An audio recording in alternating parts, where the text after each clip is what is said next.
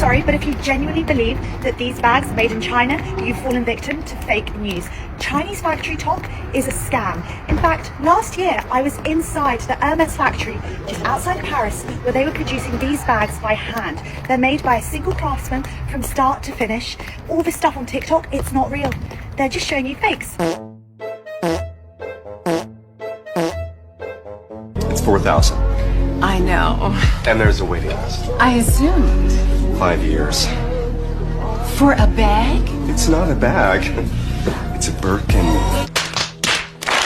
A factory worker in China stood before what appeared to be a stack of Hermès Birkin bags. Only these weren't nestled in a luxurious Parisian atelier.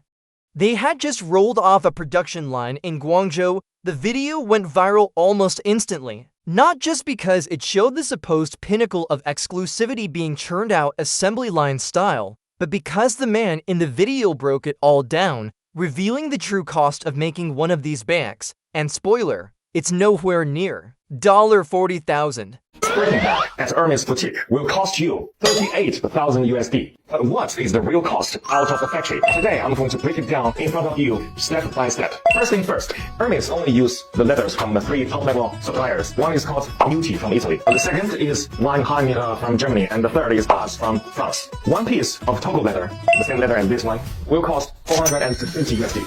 And one piece of the leather is only enough to make one Birkin, okay? The thread. And of course, for Hermès Birkin, the thread is also the best top level. It's called Fil al Chinois from France. This is actually the Rolls Royce in the thread. For each bag, the cost is 25 USD. And then the hardware. See, this hardware is called 316 hardware. It's also known as the ocean stainless steel because it can withstand the erosion of seawater. It's the best stainless steel. For one piece of bag, the hardware will cost 150 USD. The edge oil.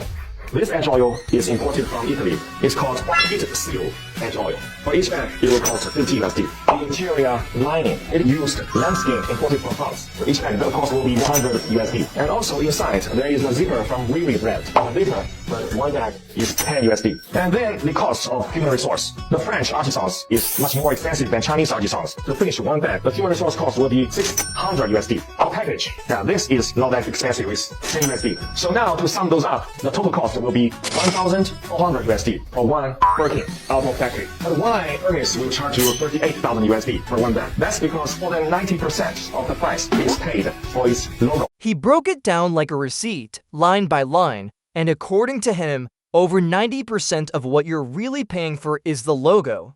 People weren't just shocked, they felt duped. Because this wasn't some shady knockoff operation. The worker claimed his factory used the same materials, the same construction methods, even the same suppliers that Hermès proudly highlights in its branding. But that's where things get even messier, because what Hermès says about where their bags are made, that's a whole other story.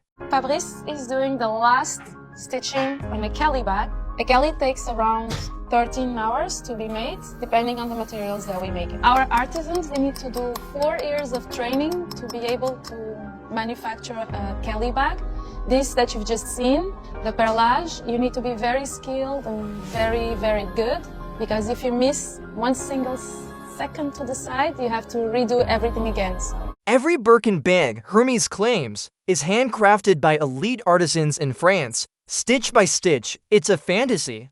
A luxury fairy tale that people are willing to buy into, literally dropping tens of thousands of dollars and waiting years just to feel like they're part of something exclusive. But here's the twist. Nowhere on Hermès' official website is there even a hint of production in China, not a single word. Instead, they double down on their French heritage with phrases like produced exclusively in France and our leather. Goods are handmade in our ateliers. The message is loud and clear. Made in France, period. So if these bags are actually being assembled in Chinese factories, the real question becomes, how is that even legal? Some say as long as there's a tag saying made in China, the bag can never be luxury. However, in fact, more than 80% of the luxury bags in the world are made in China. But those luxury brands just won't acknowledge that. They take almost finished bags from China factories back to their own factories and just do the repackaging and logo installing, something like that. That way, the bags will appear at their boutiques as made in Italy or made in France. You know, those sophisticated European countries. That's where things got messy. Viewers began accusing Hermes of false advertising, claiming they were deliberately misled by the brand's marketing.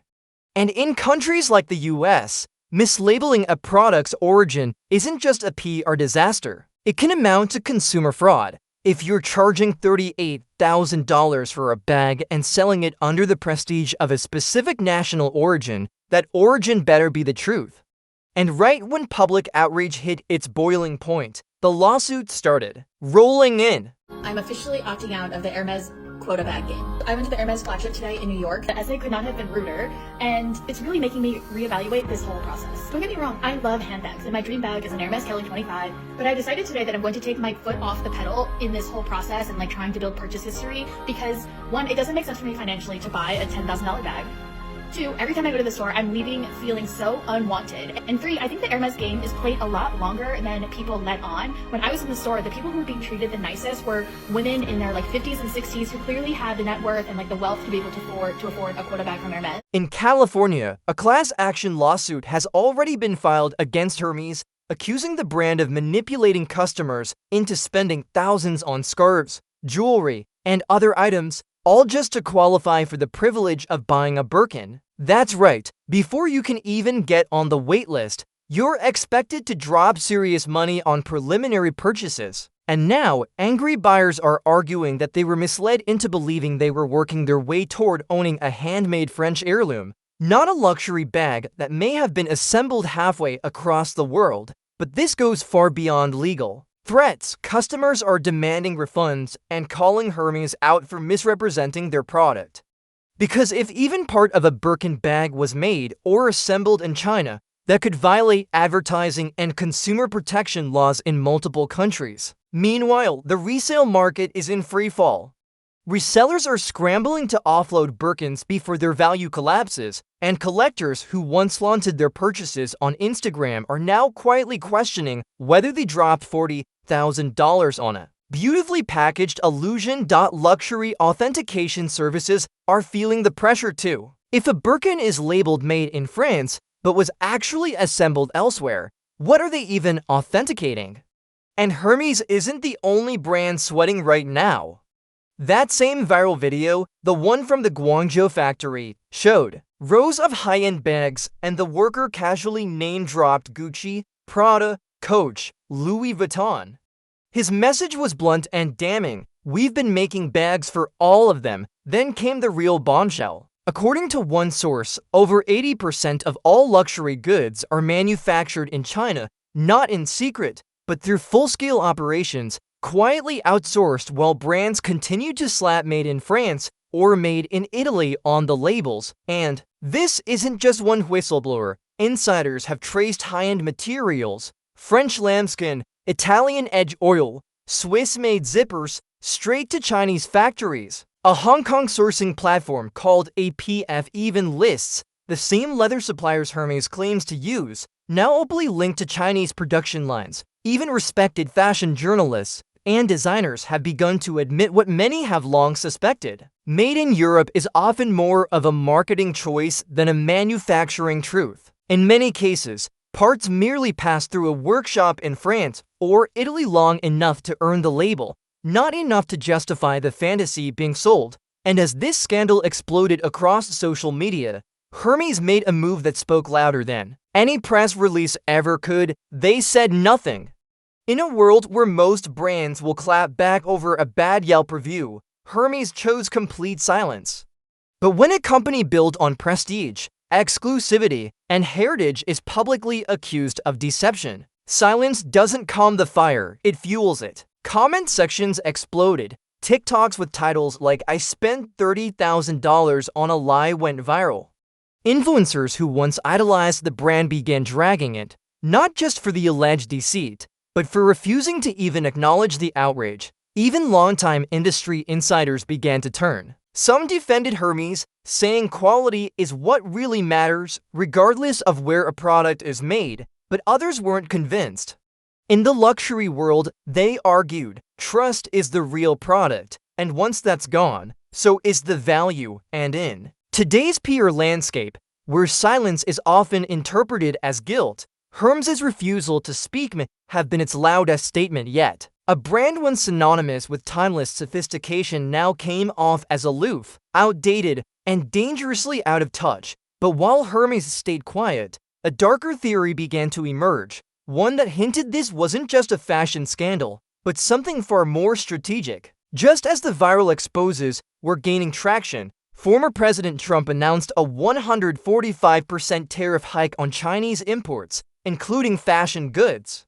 Some began to connect the dots. Was it a coincidence that these viral videos undermining Western luxury brands surged in popularity at the exact same time? A theory took shape that the Chinese government, through TikTok's algorithm, was subtly boosting this narrative as economic retaliation.